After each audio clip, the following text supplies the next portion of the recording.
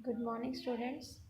Today we are going to learn about the chapter States of Matter. First of all, we must know about the matter. So, what is matter? Anything that has mass and occupies space is called matter. कोई भी चीज़ है जिसके पास मास है और जो space ले रहा है मीन्स जगह ले रहा है वो मैटर है। सारे ही ऑब्जेक्ट्स जो हैं इस अर्थ पे वो सभी ही मैटर होते हैं। और मैटर किन चीज़ से मिलके बना है? टिनी पार्टिकल्स होते हैं और उन पार्टिकल्स को क्या बोलते हैं? मॉलिक्यूल्स। तो बहुत सारे मॉलिक्यूल्स आपस में एडजस्ट होके अरेंज होके क्या बनाते हैं? मैटर। ये मॉलिक्यूल इतने ज़्यादा स्मॉल होते हैं कि हम इन्हें नेकेड आई से नहीं देख सकते। और ये मॉलिक्यूल्स भी फर्दर, अगर आप एक मॉलिक्यूल की बात करो तो वो आगे further different kind of atom से मिलके बना होता है। एटम से बनते हैं मॉलिक्यूल और मॉलिक्यूल से बनता है मैटर। तो सबसे छोटी यूनिट क्या होती है? एटम होती है। इसलिए हम इसे बोलते हैं स्मॉलेस्ट यूनिट ऑफ मैटर या फिर बिल्डिंग ब्लॉक ऑफ मैटर। तो अब हम बात करते हैं डिफरेंट टाइप ऑफ मैटर के बारे में, किस तरह से इन मॉलिक्यूल्स का अरेंजमेंट होता है किसी भी ऑब्जेक्ट में। तो उसके अकॉर्डिंग मैटर को 3 टाइप में डिवाइड किया गया है, that is solid, liquid and gas. First of all solid क्या होते हैं? वो सॉलिड वो ऑब्जेक्ट्स होते हैं जिनकी फिक्स शेप होती है और साइज होता है। फॉर एग्जांपल ये पेंसिल ही लगा लो, ये पेंसिल की शेप जो है फिक्स है, साइज जो है फिक्स है, इसलिए ये जो है शेप कौन सी है? सॉलिड है। ये मैटर कैसा है? सॉलिड है। क्योंकि अब इसमें क्या है कि ये जो इसके मॉलिक्यूल्स हैं जिस भी चीज़ से मिलके बनी हुई है ये, वो सभी में मॉलिक्यूल्स जो हैं बहुत ज़्यादा क्लोजली पैक्ड हैं, इतने ज़्यादा अच्छे से अरेंज हैं कि ये आपस में अपने जगह जो है वो चेंज नहीं करते। मॉलिक्यूल्स आपस में अट्रैक्शन इतनी ज़्यादा है, फोर्स ऑफ अट्रैक्शन बहुत ज़्यादा होती है। इस वजह से मॉलिक्यूल्स जो हैं बहुत ज़्यादा एक दूसरे से क्लोजली पैक होते हैं। मोस्टली आपको पता ही है सॉलिड्स कैसे होंगे, हार्ड होंगे। ये कैसी है? हार्ड है। इसको थोड़ा टफ है तोड़ना, इससे भी ज़्यादा हार्ड लगा लो, टेबल लगा लो, चेयर, बेड, ये सभी जो हैं सॉलिड्स होते हैं, हार्ड है। फॉर एग्जांपल भी नहीं, आपको स्टोन है, टेबल है, चेयर है, आपका पेपर, पेपर कितना सॉफ्ट भी हो सकता है। जो पाउडर है वो भी सॉलिड ही है, बेशक उसका एक पाउडर का एक लगाओ पॉइंट, वो भी सॉलिड ही है। क्लॉथ एक्सेट्रा सब सॉलिड है। उसके बाद बात करते हैं हम लिक्विड की।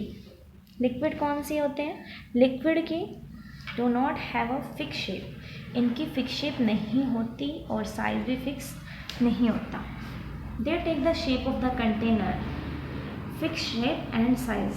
दे take the shape of the container in which they are poured, जिस चीज़ में भी आप रखोगे उसी की शेप ले लेता है। अब सॉलिड की शेप, पेंसिल को मैं कहीं भी रख दूँ पेंसिल अपनी शेप पेंसिल जैसी ही रखेगी। लेकिन अगर liquid, for example water, water को अगर आप एक बकेट में डालते हो तो वो बकेट की शेप ले लेगा, ग्लास में डालते हो तो वो ग्लास की शेप ले लेगा। तो इसलिए हम कह सकते हैं कि उनकी फिक्स शेप नहीं होती, जिस चीज़ में उनको डाला जाता है वो उसी की शेप ले लेते हैं। और unlike solids, molecules and liquid are not very closely packed. जैसे कि सॉलिड में हमने बात की थी, आपस में मॉलिक्यूल्स बहुत ज़्यादा क्लोजली अरेंज होते हैं, ऐसा लिक्विड में नहीं होता, वो क्लोजली पैक्ड नहीं होते। अट्रैक्शन उसमें बहुत ज़्यादा थी सॉलिड्स में, और लिक्विड में अट्रैक्शन लेस हो जाती है। इस वजह से मॉलिक्यूल्स जो है, अट्रैक्शन तो है नहीं, अब वो क्या कर रहे हैं? मूवमेंट कर रहे हैं। अब वाटर देखना, अगर आप कहीं गिराते हो तो वाटर क्या है? बहने लग जाएगा। बहने लग जाएगा दैट मीन्स व्हाट, कि मॉलिक्यूल्स जो हैं वो एक दूसरे से दूर जा रहे हैं, फ्री मूवमेंट कर रहे हैं। इसलिए हम कहते हैं कोई भी लिक्विड होता है वो ईजिली फ्लो कर पाता है। अगर आप सॉलिड को किसी को गिराते हो तो वो वहीं पड़ा रहेगा, कहीं भी रखेंगे, लेकिन लिक्विड जो है वो वहाँ से बहना स्टार्ट कर देता है। लेकिन एक चीज़ है, लिक्विड्स की वॉल्यूम फिक्स होती है। वॉल्यूम मीन्स इतनी ही जगह लेगा। अगर वो 4 लीटर जगह, 4 लीटर किसी बकेट में आ रहा है, 4 लीटर है और 4 लीटर बकेट में है तो 4 लीटर ही रहने वाला है, वो ज़्यादा नहीं बन जाएगा, वो 4 लीटर ही रहेगा, बेशक आप किसी भी चीज़ में उसको डाल लो। वाटर है, पेट्रोल है, ये सब इसके एग्जाम्पल्स हैं। ओके, अब हम नेक्स्ट बात करने वाले हैं गैसेस की। थर्ड टाइप है गैसेस। गैसेस कौन सी होती हैं? जिनकी कोई शेप या साइज़ नहीं होता। लिक्विड्स में क्या था? शेप और साइज़ फिक्स था। लिक्विड में क्या था? नहीं था फिक्स। ऐसा ही इसमें है, शेप और साइज़ फिक्स नहीं है, और इसमें लिक्विड्स के कंपैरिजन में और ज़्यादा लूजली पैक्ड होते हैं सॉलिड्स और लिक्विड्स के कंपैरिजन में। एक तरह से कह सकते हैं इसमें कुछ तो अट्रैक्शन थी मॉलिक्यूल्स के बीच में, लेकिन गैसेस में तो ऑलमोस्ट नेग्लिजिबल, ना के बराबर फोर्स ऑफ अट्रैक्शन बचती है मॉलिक्यूल्स के बीच में, जिस वजह से वो फ्रीली जो है मूव कर पाते हैं सभी डायरेक्शंस में, और सारा स्पेस अगर आप कहीं भी डालोगे उन्हें तो वो उसी की शेप को ले लेगा। फॉर एग्जांपल अगर आपने किसी एक छोटे बोतल में अगर गैस भरी है तो वो उतनी जगह में फिट हो जाएगी, लेकिन अगर आप उसे बड़े कंटेनर में डालते उतनी ही गैस को, तो वो उतनी ही ज़्यादा जगह को आपस में ले लेगी। ठीक है, दैट मीन्स उसकी जो है वॉल्यूम भी फिक्स नहीं है। लिक्विड की वॉल्यूम फिक्स थी, 4 लीटर है तो 4 लीटर जगह में ही आना था, लेकिन अगर ये 4 लीटर है लेकिन तो भी ये जो है जब किसी चीज़ में कंटेनर में डाला जाएगा 10 लीटर वाले कंटेनर में, तो वो 10 लीटर जगह को ही भर लेगी। ओके, सॉलिड्स और लिक्विड की तरह गैसेस को हम देख नहीं सकते। सॉलिड्स और लिक्विड हमें दिख जाएंगे लेकिन गैसेस हमें विजिबल नहीं होती, हम सिर्फ उन्हें फील कर पाते हैं। और आपको पता है गैसेस, हमारा एटमॉस्फेयर जो है बना ही किससे हुआ है, डिफरेंट काइंड ऑफ गैसेस से ही बना हुआ है। सबसे ज़्यादा इंपॉर्टेंट जो आपको चाहिए होती है गैस कौन सी, ऑक्सीजन, जो आपके लिए बहुत ज़रूरी है। और आप एनवायरनमेंट को कौन सी गैस प्रोवाइड करते हो, कार्बन डाइऑक्साइड। ऑक्सीजन आपको चाहिए और कार्बन डाइऑक्साइड आप एनवायरनमेंट को देते हो। तो इस तरह से इसके अलावा भी बहुत सारी गैसेज हैं, हाइड्रोजन है, नाइट्रोजन है, ये सभी जो है एटमॉस्फेयर में अवेलेबल है। और आप अगर पूछा जाए कि आपके लिए नेसेसरी कौन सी है, बहुत ज़्यादा इंपॉर्टेंट गैसेज कौन सी हैं, तो ऑक्सीजन और कार्बन डाइऑक्साइड, जिसके वजह से अर्थ के ऊपर लाइफ का सर्वाइवल जो है ज़रूरी हो पाया। Okay, now we will talk about solubility of substances in water. Solubility of substances की बात करते हैं अब हम।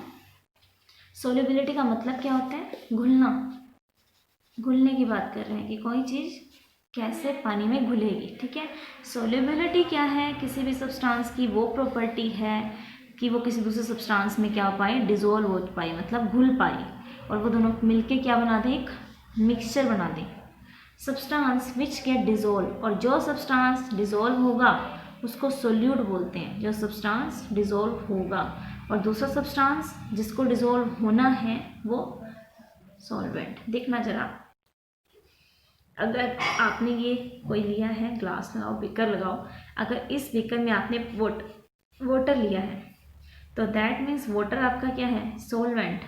और वाटर के अंदर अगर आप क्या डालते हो, फॉर एग्जाम्पल शुगर, चीनी डालते हैं हम, शुगर, तो आप शुगर जब इसमें डाल रहे हो तो शुगर आपका क्या है, सोल्यूट है, और वाटर जो है आपका सॉल्वेंट है। जिसमें घुलेगा वो सॉल्वेंट, और जो घुलेगा, जिसको घोलना है हमें, वो सोल्यूट होता है। तो दोनों मिला के और वापस में क्या बना देते हैं, सोल्यूट और सॉल्वेंट जब मिलते हैं, सोल्यूट एंड सॉल्वेंट जब मिलते हैं तो क्या बनाते हैं, सॉल्यूशन। ठीक है, ओके स्टूडेंट्स, तो आपको पता होगा वाटर की बात, मोस्टली सब्सटेंसेस जो हैं वो वाटर में क्या हो जाते हैं, घुल जाते हैं, तो वाटर को हम गुड सॉल्वेंट बोलते हैं कि मोस्टली सब्सटेंस डिजोल्व हो जाते हैं पानी में, कुछ भी मिला के देख लो। और अगर पूछा जाए आपसे वाटर को क्या बोला जाता है, universal solvent. Universal means universe, पूरे ब्रह्मांड का सॉल्वेंट, मोस्टली हर चीज़ इसके अंदर घुल जाती है। अब हम कुछ और बात करते हैं वाटर के अंदर सोल्युबिलिटी की, that is solubility of solid in water, with liquid in water and then gases in water। तो ये हम सब नेक्स्ट क्लास में पढ़ेंगे। ओके, होप सो आपको समझ आया होगा। Thank you students.